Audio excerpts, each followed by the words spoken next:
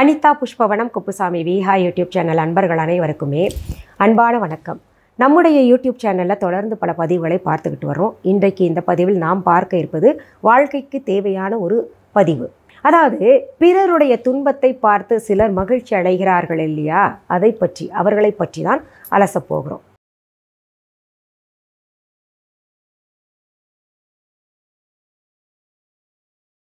அதற்கு முன்பாக இன்றைக்கு பிறந்தநாள் மற்றும் திருமண நாள் காண இருக்கின்ற அனைவருக்குமே என்னுடைய வாழ்த்துகள். உங்களுடைய வாழ்க்கையில் நீங்கள் அனைத்து நலங்களும் வளங்களும் கிடைக்கப்பெற்று நீடூழி வாழணும்னு நான் இறைவன் கிட்ட பிரார்த்திக்கிறேன். இந்த காணொளியை காண்கின்ற அனைவருக்குமே இந்த நாள் இனிய நாளாக அமையட்டும். இன்றைக்கு நாம் பார்க்க போகின்ற தலைப்பு போல மக்களுடைய பிரச்சனைகளை, வாழ்க்கையில் என்னென்ன தேவையோ அதை பற்றி நம்ம ஏற்கனவே நிறைய அலசியிருக்கோம். கொஞ்சம் காலமாக இது போன்ற தகவல்கள் நாம் அலசலை. அதாவது வாழ்க்கைக்கு தேவையான பிரச்சனைகளை நாம் அலசலை. இந்த பிறருடைய துன்பத்தை பார்த்து சிலர் ரொம்பவே சந்தோஷம் அடைவாங்க. சிலருன்னு சொல்கிறத காட்டிலும் அதிகப்படியான மக்கள் இப்பொழுது ரொம்ப சந்தோஷப்படுறாங்க. இதற்கெல்லாம் காரணம் என்னன்னு அப்படி நம்ம பார்த்தோம்னா, நம்முடைய மனநிலை கொஞ்சம் காலமாகவே மாறி கிடக்குது. நல்லதை காட்டிலும் தீயதை அதிகமாக விரும்பி பார்க்கறது, தீயதால் ஈர்க்கப்படுவது.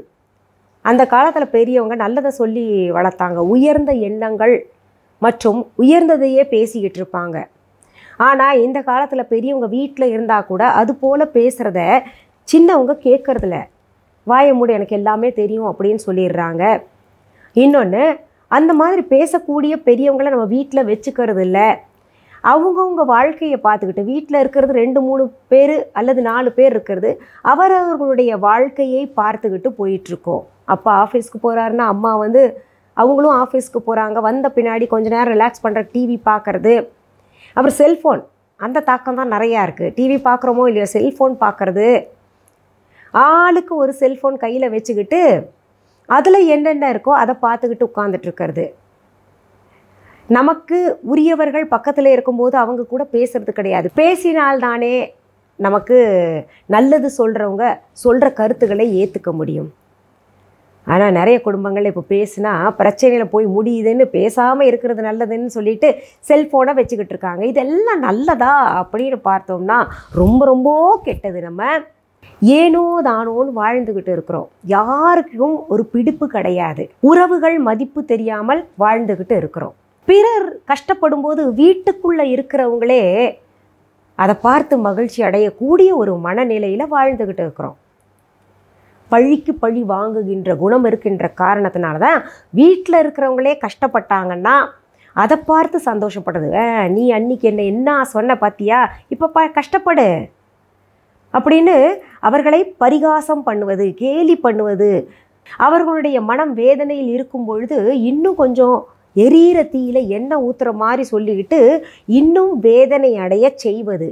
இதெல்லாம் எதை உணர்த்துகிறது அப்படின்னு பார்த்தீங்கன்னா, சுயநலத்தை உணர்த்துகிறது, பழி வாங்கும் எண்ணத்தை உணர்த்துகிறது. வீட்டுக்குள்ளேயே இப்படின்னா பக்கத்து வீட்டில் நடந்தா இல்லை நமக்கு தெரிஞ்சவங்களுக்கு யாராவதுக்கு கஷ்டம் ஏற்பட்டதுன்னா எவ்வளவு சந்தோஷம் அடையக்கூடிய மக்கள் எல்லாம் வாழ்ந்துக்கிட்டு இருக்காங்க தெரியுமா. இப்படி பிறருடைய துன்பத்தில் நம்ம போய் உதவலைன்னா கூட பரவாயில்ல, அவர்களுடைய துன்பத்தை கேட்டு ஆறுதல் சொல்லலைன்னா கூட பரவாயில்ல. ஆனால் அதை பார்த்து அவங்கக்கிட்ட சிலர் நடிக்கவும் செய்வாங்க. அச்சோ நீ இவ்வளோ கஷ்டப்படுறியா, கவலைப்படாதே, உனக்கு நான் இருக்கேன் அப்படின்லாம் நல்லா இனிப்பாக பேசிக்கிட்டு பின்னாடி தன் சகாக்களிடம், தன்னை சுற்றி இருப்பவர்களிடம் அவர்களுக்கு பரிகாசம் செய்கிறது, கேலி பண்ணுறது. அதை பார்த்து சந்தோஷம், அப்பா எனக்கு இப்போ தான் நிம்மதியாக இருக்குது அப்படின்லாம் சொல்கிறது. இந்த செய்தி இவர்கள் மூலமாக அவங்களுக்கு போகும்போது எவ்வளவு வேதனை அடைவாங்க. அப்படி போகலைன்னா கூட இப்படி பேசுவது சரியா அப்படின்னு பார்த்தோம்னா ரொம்ப ரொம்ப தவறான மனநிலை இது. இப்படி பண்ணுறது இது ஒரு சிலரெல்லாம் பார்த்தீங்கன்னா அது அவங்க பிறரை ஏளனம் செய்கிறாங்க, பிறருடைய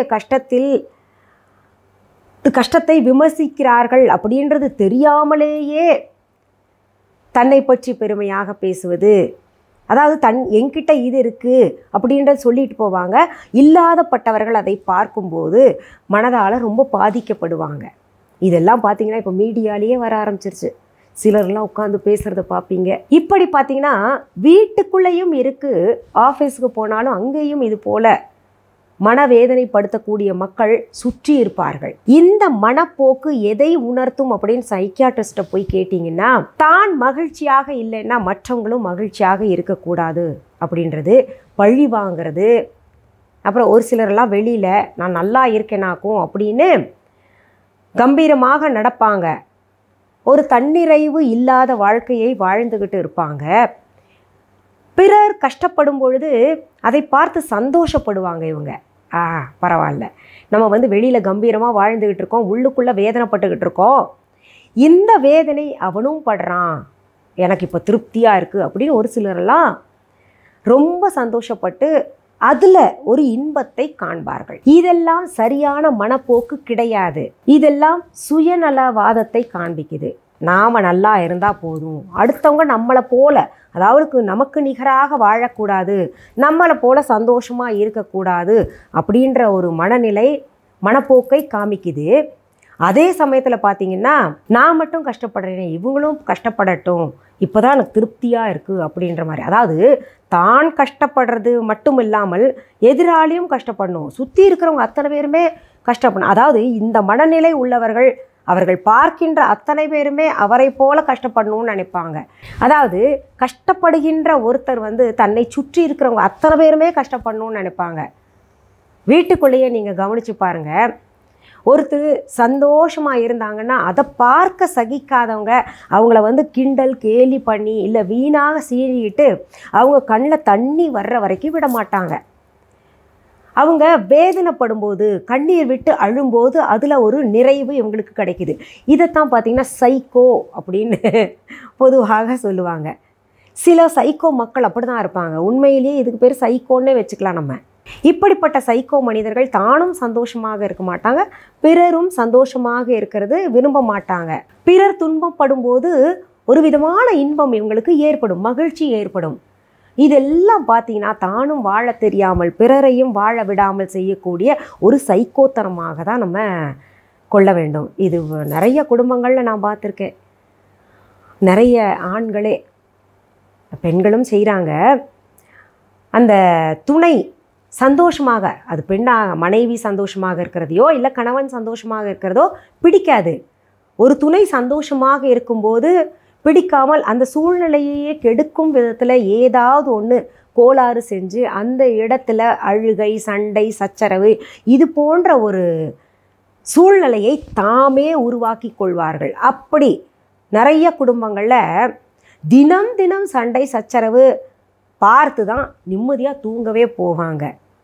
இப்படி இருக்கிறவங்க தானும் வாழாமல் பிறரையும் வாழ விடாமல் வாழ்க்கையை நாசமாக்கிக்கிறாங்கன்னு தான் சொல்லணும். இப்பேற்பட்ட மனநிலை கொண்ட மக்கள் நம்மை சுற்றி இருக்கிறாங்க அப்படின்னு புரிஞ்சவங்க என்ன பண்ணணும், நம்ம கஷ்டப்படும் போது அவங்க இன்பம் மகிழ்ச்சி அடைகிறாங்கன்னா அதை பற்றி நம்ம கவலையே படக்கூடாது, மனவேதனையே கொள்ளக்கூடாது.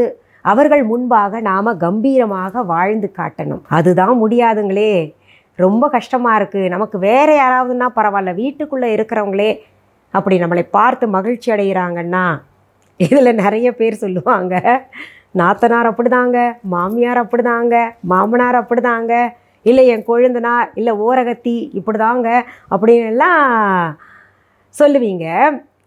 அப்படி இருக்கும்போது அவர்கள் அப்படி தான் அப்படின்னு தெரிஞ்சிருச்சுன்னா நம்ம என்ன பண்ணணும், நம்ம இன்னும் கம்பீரமாக வாழ்ந்து காட்டணும் இல்லையா? அதை நினைத்து அழுது வேதனைப்பட்டு நம்மை உருக்கிக்கிறதுல ஒரு பிரயோஜனமும் கிடையாது. இல்லை பக்கத்து வீட்லேயே அப்படி பண்ணுறாங்க, இல்லை ஃப்ரெண்ட்ஸ்லேயே யாராவது அப்படி பண்ணுறாங்கன்னா நம்ம அதை நினச்சி மனவேதனைப்படுறதுல அர்த்தமே கிடையாது. இது பெண்களுக்கு மட்டும்தான் ஏற்படுதா அப்படின்னு பார்த்தீங்கன்னா கிடையாது. நிறைய சைக்கோ பெண்களும் கூட இருக்காங்க, சைக்கோ மனைவிகள் கூட இருக்கிறாங்க. அவர்களும் பார்த்திங்கன்னா இது போல் நடந்துக்கிட்டு குடும்ப சூழ்நிலை அல்லது நட்பு சூழ்நிலையை, அக்கம் பக்கத்து சூழ்நிலையை கெடுத்துக்கிட்டு வாழ தெரியாமல் வாழ்ந்துக்கிட்டு இருக்கிறாங்க. அதனால் சைக்கோ மக்களால் பாதிக்கப்படுகின்றவர்கள் அதை பற்றி துளியும் கவலைப்படாமல் மனவேதனைப்படாமல் தங்களுடைய வாழ்க்கையை மகிழ்ச்சியாக வாழணுன்றது தான் என்னுடைய வேண்டுகோள் இந்த பதிவின் மூலமாக. சரி, இன்றைக்கு இந்த பதிவில் ஒரு கருத்தை எடுத்து, அதாவது வாழ்க்கைக்கு தேவையானது எடுத்து அலசியிருக்கோம். இது போன்ற பதிவுகள் நிறைய உங்களுக்கு நான் அப்பப்போ தரேன். என்ன பிரச்சனைகள் இல்லை எது போன்ற பதிவுகள் நான் தரணும் அப்படின்றத நீங்கள் கமெண்ட்ஸில் கமெண்ட் பண்ணுங்கள். இந்த பதிவை உங்களுடைய ஃப்ரெண்ட்ஸ் ரிலேட்டிவ்ஸ்க்கெல்லாம் ஷேர் பண்ணுங்கள். இந்த பதிவை முடிப்பதற்கு முன்பாக நம்ம விஹா ஆன்லைன் பற்றி சொல்கிறேன். புதிதாக பார்க்கக்கூடியவர்கள் விஹா ஆன்லைன் பற்றி தெரிஞ்சுக்கணும் அப்படின்ற காரணத்துக்காக தான் ஒவ்வொரு பதிவிலேயும் நான் இறுதியில் சொல்லிக்கிட்டு வரேன். விஹா ஆன்லைன் என்பது எங்களுடைய ஆன்லைன் ஷாப்பு. இது வரைக்கும் யாராவது Viha online shopping app download பண்ணலைன்னா உடனே ப்ளே ஸ்டோர் ஆப் ஸ்டோர் போயிட்டு தம்ப்நெயிலில் கொடுக்கப்பட்டு இருக்கின்ற விஹா ஆன்லைன் என்கின்ற ஸ்பெல்லிங் பார்த்து டெக்ஸ்ட் பண்ணுங்கள். அங்கே என்னுடைய மிஸ்ஸஸ் அனிதா குப்புசாமிஸ் விஹா ஆன்லைன் அப்படின்ற ஆப் ஒன்று இருக்கும். அதை டவுன்லோட் செஞ்சு வச்சுக்கோங்க. அப்படியும் புரியலன்னா இந்த டிஸ்கிரிப்ஷன் பாக்ஸ், அதாவது பதிவிற்கு கீழே இருக்கக்கூடிய டிஸ்கிரிப்ஷன் பாக்ஸ் ஓப்பன் பண்ணுங்கள். அங்கே விஹா ஆன்லைன் ஷாப்பிங் ஆப்கான லிங்க் கொடுத்துருக்கு. அதை பார்த்து டவுன்லோடு செஞ்சுக்கோங்க. இது தவிர viha.online என்கின்ற இ-காமர்ஸ் வெப்சைட்டும் வச்சுருக்கோம். இந்த இரண்டிலுமே பார்த்திங்கன்னா, இது தவிர பார்த்திங்கன்னா பொருள்களை நேரில் பார்த்து வாங்கணும் அப்படின்னு நினைக்கிறவங்களுக்கு சென்னை ராஜா அண்ணாமலைபுரத்தில் விஹா என்கின்ற கடையும் வச்சுருக்கோம், விஹா ஷாப்பு. உங்களுக்கு தேவையான பொருள்களை தூரத்தில் இருப்பவர்கள் ஆர்டர் போட்டுக்கலாம். இன்டர்நேஷ்னல் ஷிப்பிங் இருக்கா அப்படின்னு நிறைய பேர் கேட்டுக்கிட்டு இருக்கீங்க. இருக்குது.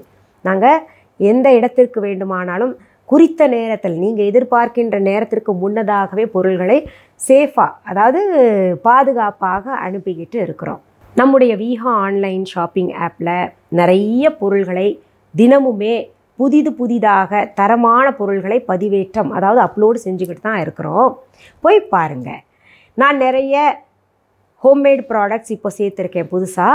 அந்த ஹோம்மேட் ப்ராடக்ட்ஸில் கெமிக்கல்ஸ் எதுவுமே நான் சேர்க்காமல் செஞ்சிட்ருக்கேன். அதனால தான் உங்களுக்கு நல்ல ரிசல்ட் கிடைக்குதுன்னு தெரிவிச்சுக்கிட்டு இருக்கிறீங்க.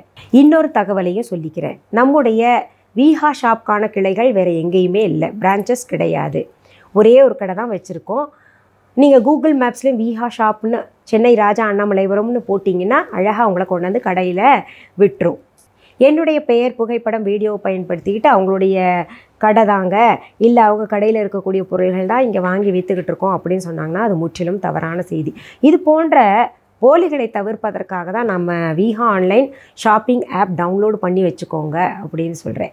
சரி, மீண்டும் அடுத்த பதிவில் வேறு ஒரு நல்ல தலைப்போடு உங்களெல்லாம் சீக்கிரத்தில் சந்திக்கிறேன். அது வரைக்கும் நன்றி, வணக்கம். அன்பான வாடிக்கையாளர்களே, உங்கள் விஹா ஸ்டோரில் பூஜை பொருட்கள், சிலைகள், ராசிக்கற்கள், வாஸ்து பொருட்கள், விதைகள், பாரம்பரிய அரிசி வகைகள், சிறுதானியங்கள், ஆர்கானிக் பொருட்கள், மூலிகை எண்ணெய், மளிகை பொருட்கள், மரச்செக்கு எண்ணெய், மரப்பொருட்கள், வெள்ளி ஆபரணங்கள், கிஃப்ட் ஆர்டிகல்ஸ், காட்டன் மற்றும் பட்டு புடவைகள், காட்டன் சுடிதார்கள், பட்டு பாவாடை, குழந்தைகளுக்கான விளையாட்டு பொருட்கள், ஹை குவாலிட்டி இமிடேஷன் நகைகள், வீட்டு உபயோக பொருட்கள், ஜூட் பேக்ஸ், ஹேண்ட்மேட் சோப்ஸ், அழகு சாதன பொருட்கள், சிறுதானிய பிஸ்கெட்டுகள், ஹோம் அப்ளையன்சஸ், இன்னும் பற்பல பொருட்கள் விற்பனைக்குள்ளது. விஹா ப்ராடக்ட்களை நீங்கள் வாங்க விரும்பினால் அது எங்களுடைய viha.online வெப்சைட் மற்றும் சென்னை ராஜா அண்ணாமலைபுரத்தில் உள்ள எங்கள் விஹா ஸ்டோரில் மட்டுமே கிடைக்கும் என்பதை தெரிவித்துக் கொள்கிறோம். வேறு எந்த ஆன்லைன் வெப்சைட்களிலும் விஹா ப்ராடக்ட்கள் விற்பனைக்கு கிடையாது என்பதை நீங்கள் கவனத்தில் கொள்ள வேண்டும். எங்கள் விஹா ஸ்டோரின் விலாசத்தை கண்டறிய கூகுள் மேப்ஸில் விஹா ஸ்டோர் என்று டைப் செய்தால் வழியை கண்டறியலாம். www.viha.online வெப்சைட்டிலும் விஹா ஸ்டோரின் அட்ரஸ் உள்ளது.